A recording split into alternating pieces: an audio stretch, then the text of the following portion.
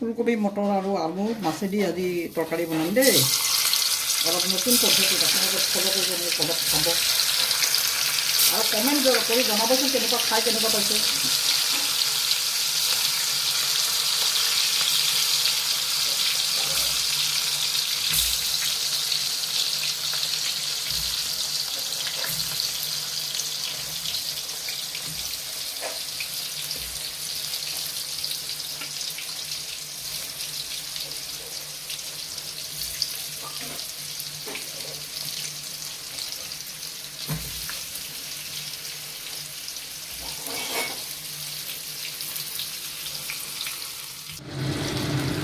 ফুলকবি কেনেকৈ এতিয়া উঠাই লওঁ হা তেলৰ পৰা, আৰু সেই তেলতে মাছটো ভাজিম।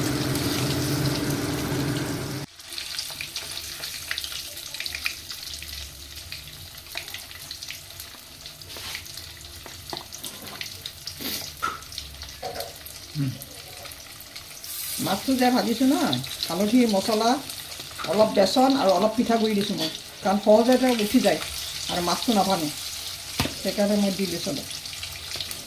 আৰু এতিয়া মই কাঢ়াকৈ ভাজি ল'ম মাছটো।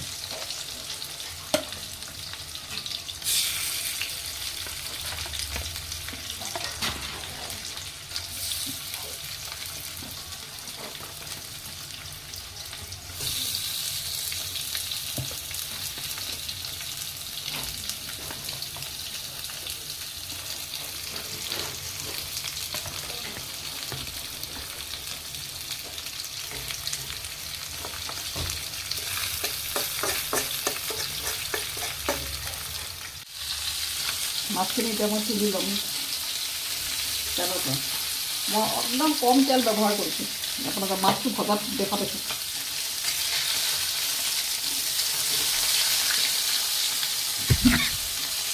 বেচন আৰু পিঠাগুড়ি দিলে এই এনেকৈ কম তেলতে হৈ যায় আৰু তৰকাৰী জোলটো গাঢ়া হ'ব।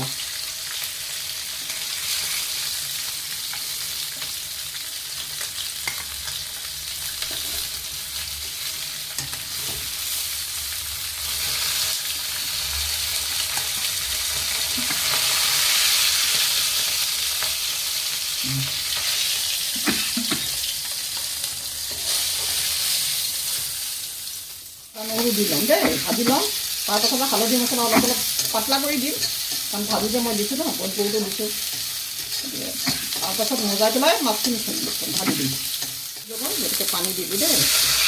আৰু হালধি মছলা দিব নালাগে, মাছটো ভজাটো দি আছে আৰু মাছখিনি বইল কৰোঁতে আছে, ফুলকবিখিনি বইল কৰোঁতে হালধি দি দিছোঁ ন, নালাগে। ফুলকবিখিনি মজাইছিলোঁ যে, কিন্তু গৰম পানী ব্যৱহাৰ কৰিছোঁ দেই মই।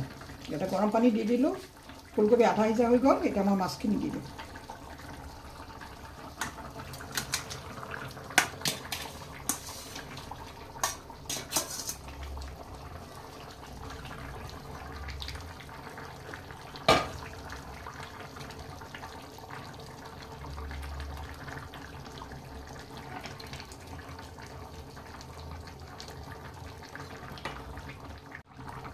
মই ধনিয়া পাত দি দিলোঁ দেই তৰকাৰীত, গতিকে আৰু শীতকালত সহজে বনাব পৰা ফুলকবিৰে তৰকাৰী, মই মাছৰ তৰকাৰী দেখুৱাম। খাই কেনেকুৱা পালে জনাব, নিজে অলপ বনাব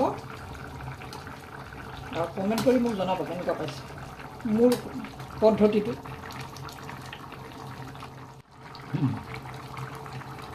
ভাল লাগিলে নহয় লাইক দিব দেই, তেতিয়া মোৰ অলপ উৎসাহ বাঢ়িব। মই জানো বুঢ়া মানুহ দিয়কচোন, আপোনালোকক সিজাই বনাই শিকাইছোঁ, এইটো কাৰণত শিকিবও পাৰিব মোৰ পৰা অলপ।